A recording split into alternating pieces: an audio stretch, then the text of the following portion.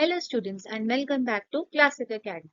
In today's video, we are going to explore some fascinating properties of materials. We will learn about metals and non-metals, understand important properties like malleability and ductility, and discover why different materials are used for different purposes in our daily lives. Have you ever noticed that some materials like a steel spoon or a copper wire look shiny and strong, while materials like wood or coal do not? This difference helps us classify material into two main groups, metals and non-metals. So let's begin with metals. Materials such as copper, aluminium, and iron are metals. Metals are generally hard and have a shiny appearance. This shine shown by metal is called metallic luster. Some common examples of metals are copper, aluminium, iron, gold, and silver. Because metals are strong, durable, and shiny, they are widely used for making tools, utensils, machines, electrical wires, and many other everyday objects. Their useful properties make them very important in our daily lives. Now let us look at non-metals. Materials such as coal, sulfur, and wood are examples of non-metals. Unlike metals, non-metals are generally non-lustrous, which means they do not have that shiny metallic appearance seen in most metals. They are usually not as hard as metals and often have different physical properties. Since metals do not show metallic luster and behave differently when used or tested, they are placed in a separate group from metals. So the key difference is simple. Metals are usually shiny and hard, while non-metals are generally dull and less hard. So far, we have learned that metals are generally hard and shiny. However, there are some interesting exceptions that we should know about. First, let's understand that not all metals are hard. Although most metals are strong and hard, some metals are actually very soft. Two important examples are sodium and potassium. These metals are so soft that they can be cut with a knife. This shows that we should not assume that every metal has exactly the same property. While hardness is a common property of metals, there are few exceptions. Now let us look at another fascinating exception.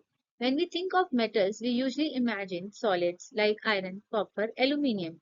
But there is one metal that is found in the liquid state at room temperature, and that metal is mercury. Mercury is the only metal that remains liquid under normal room conditions. Because of this unique property, mercury was commonly used in thermometers for many years. These examples help us understand an important scientific idea. Most metals have common properties, but some metals may behave differently and have special properties. So remember, sodium and potassium are metals, but they are soft. Mercury is a metal, but it exists as a liquid at room temperature. Let's explore another important property of metals called malleability. Malleability is the property by which a material can be beaten into thin sheets. In simple words, when material is hammered, it does not break. Instead, it spreads out and becomes flatter. Most metals show this property and are therefore called malleable materials. Some common examples of malleable metals are copper, aluminium, iron, gold, and silver. When these metals are hammered, they do not crack or break easily. Instead, they gradually flatten and can be converted into thin sheets. This is why metals are often used for making metal sheets, utensils, containers, and many other useful products. Now let us look at an observation based on hammering. Suppose we take materials such as copper, aluminium, and iron and strike them with a hammer. We observe that these materials become flatter instead of breaking apart. So what does this observation tells us? It shows that these materials have the ability to change their shapes without breaking. This ability is known as malleability. So malleability is one of the characteristics property of metals and help us identify a metallic substance. Let's see how the property of malleability is useful in our everyday lives. You may have noticed a very thin layer of silver foil on some sweets or aluminum foil used for wrapping food. These are examples of metal foils. But how are such thin sheets made? This is possible because metals can be beaten into extremely thin sheets without breaking. Due to their malleable nature, metals can be flattened again and again until very thin foils are formed. The thin silver foil used on sweets and the aluminum foil used in kitchens are common example of this property in action. Now let us talk about the most malleable metals. Among all metals, gold and silver are considered the most malleable. They can be beaten into extremely thin sheets without breaking or cracking. In fact, gold can be hammered into sheets so thin that they are almost transparent. This exceptional ability to form very thin sheets is what makes gold and silver the most malleable metals. So the example of silver foil and aluminum foil helps us understand the practical use of malleability, while gold and silver shows this property to the greatest extent. So far, we have learned that many metals can be hammered into thin sheets because they are malleable. But not all materials behave in the same way when force is applied to them. Some materials break into pieces when hammered instead of becoming flat. Such materials are called brittle materials. Some common examples of brittle materials are coal and sulfur. When these materials are struck with a hammer, they do not flatten like metals. Instead, they crack and break into smaller pieces. Because of this behavior, they cannot be converted into thin sheets. This is one of the important differences between many metals and brittle materials. Now let us look at the interesting observation about wood. When wood is hammered, it behaves differently from both malleable metals and brittle materials. Wood does not become flat like a metal, and it also does not break easily into pieces like coal or sulfur. This means that wood does not fit into either of these categories. Therefore, we say that wood is neither malleable nor brittle. This example shows us that different materials can respond to force in different ways, and their behavior helps us classify them based on their properties. Now, let us learn about a metal that played a very important role in the development of human civilization, iron. In ancient times, the Harappan used metals such as copper and gold for making various objects. However, the widespread use of iron began much later. When people started using iron on a large scale, it brought significant changes to daily life and contributed greatly to the progress of civilization. But why was iron so important? The answer lies in the properties. Iron is strong, hard, and durable. Because of this strength, tools made from iron were more effective and long lasting than many earlier tools. Iron was used to make plows, agricultural tools, and other implements. These tools help people cultivate land more efficiently and improve agricultural production. As farming improved, food production increased, and societies were able to grow and develop further. So, iron was not just another metal.